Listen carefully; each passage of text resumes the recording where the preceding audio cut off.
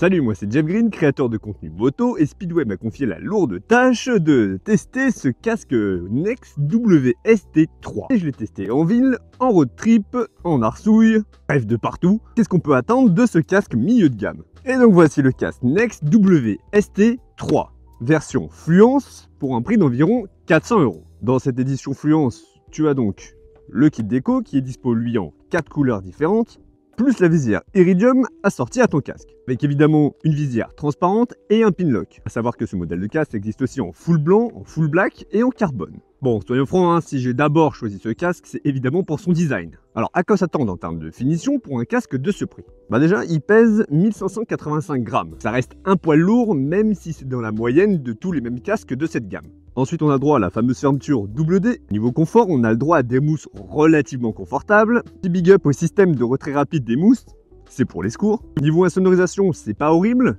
Ça pourrait être mieux, mais c'est pas horrible, dans le sens où j'arrive quand même à converser avec mon intercom via un appel téléphonique ou en duo avec ma passagère à plus de 100 km/h sans trop de problèmes. On entend quand même un peu le bruit de l'air à grande vitesse, mais ça reste largement supportable. En parlant d'air, parlons aération.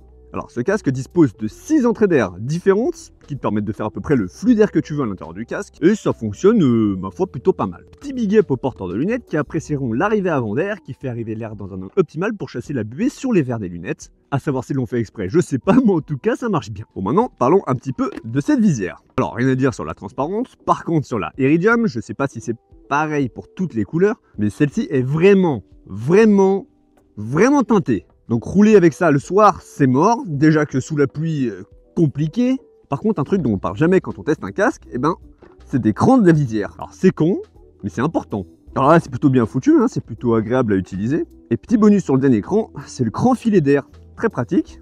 Et après, tu fermes ta visière. Il n'est pas que beau ce casque, il est aussi très aérodynamique. Ce qui fait qu'à grande vitesse, tu t'en sors plutôt bien, t'as pas trop la tête qui fait des droites-gauche, t'as plus cette sensation de la tête dans la machine à laver.